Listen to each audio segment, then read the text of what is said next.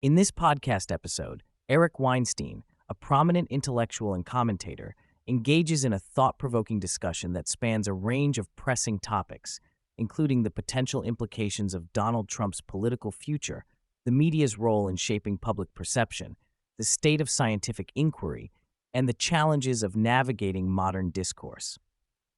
Weinstein's insights challenge conventional narratives and encourage critical thinking about democracy, technology's influence on elections, and the importance of fostering meaningful dialogue in today's polarized environment.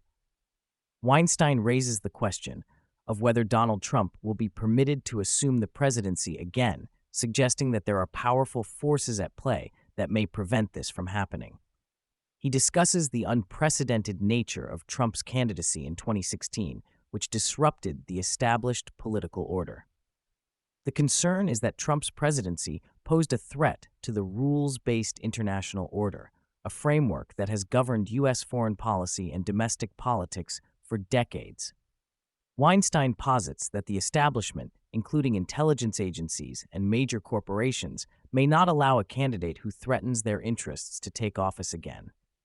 This leads to speculation about the lengths to which these entities might go to ensure that Trump does not return to power, including the potential for media manipulation and political maneuvering.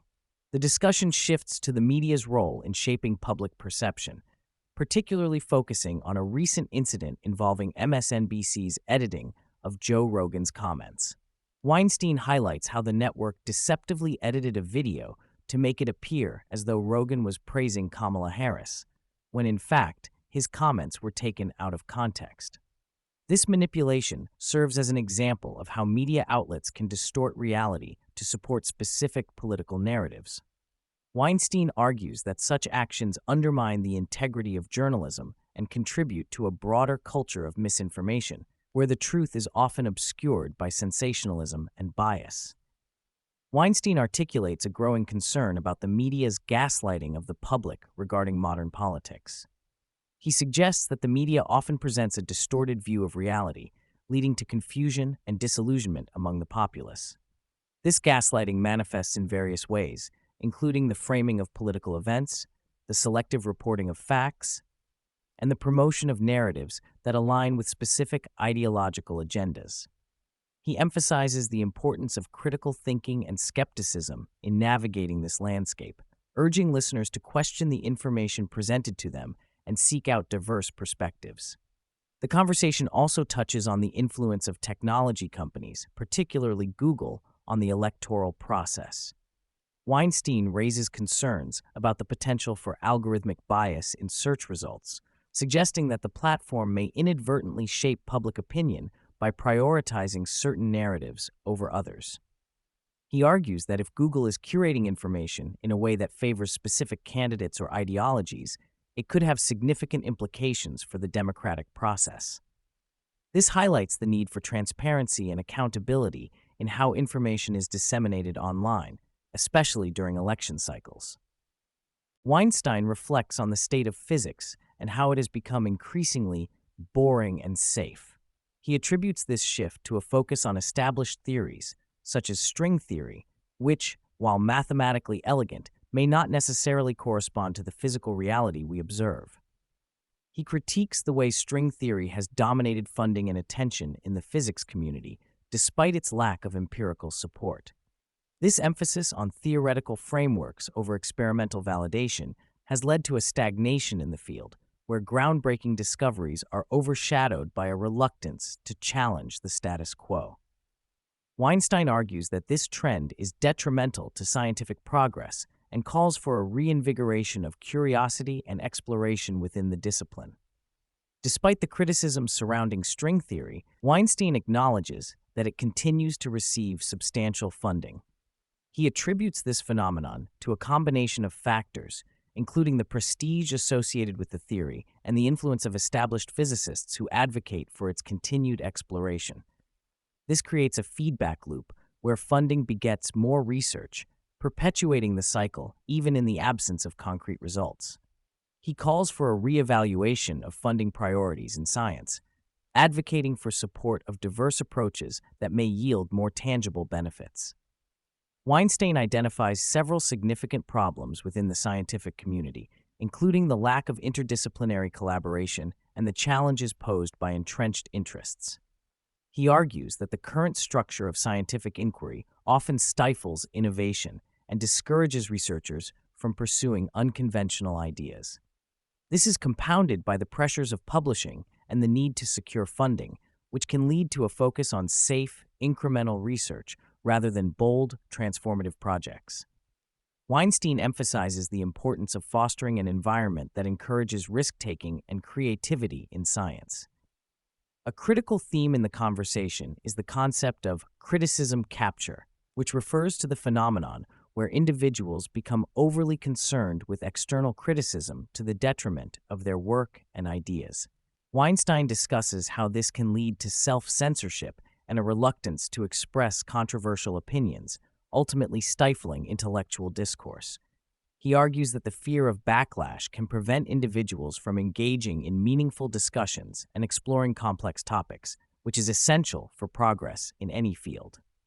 In response to the challenges posed by criticism capture, Weinstein offers an antidote for the culture of cancellation that is so prevalent in today's society.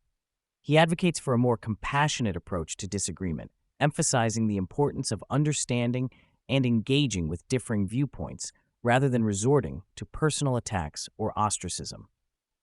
He believes that fostering a culture of dialogue and empathy can help bridge divides and create a more constructive environment for discourse. Weinstein candidly shares his thoughts on the exhaustion that comes with having public opinions in today's polarized climate.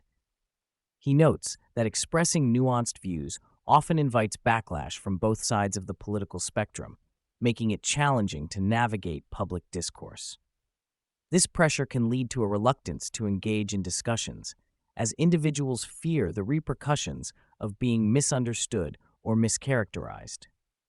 He highlights the need for resilience and a commitment to authenticity in the face of such challenges.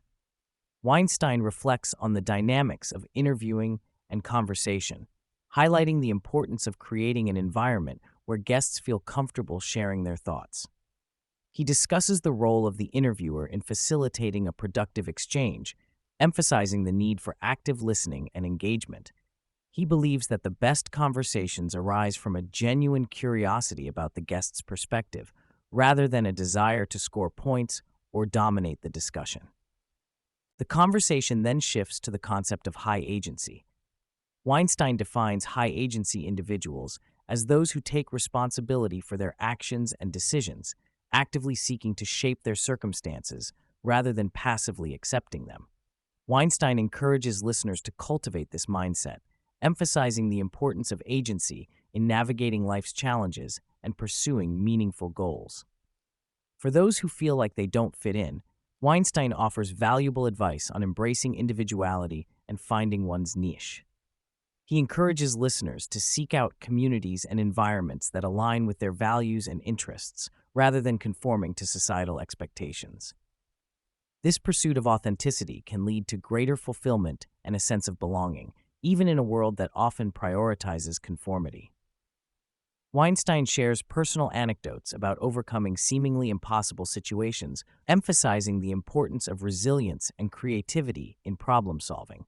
He encourages listeners to view challenges as opportunities for growth and innovation, rather than insurmountable obstacles.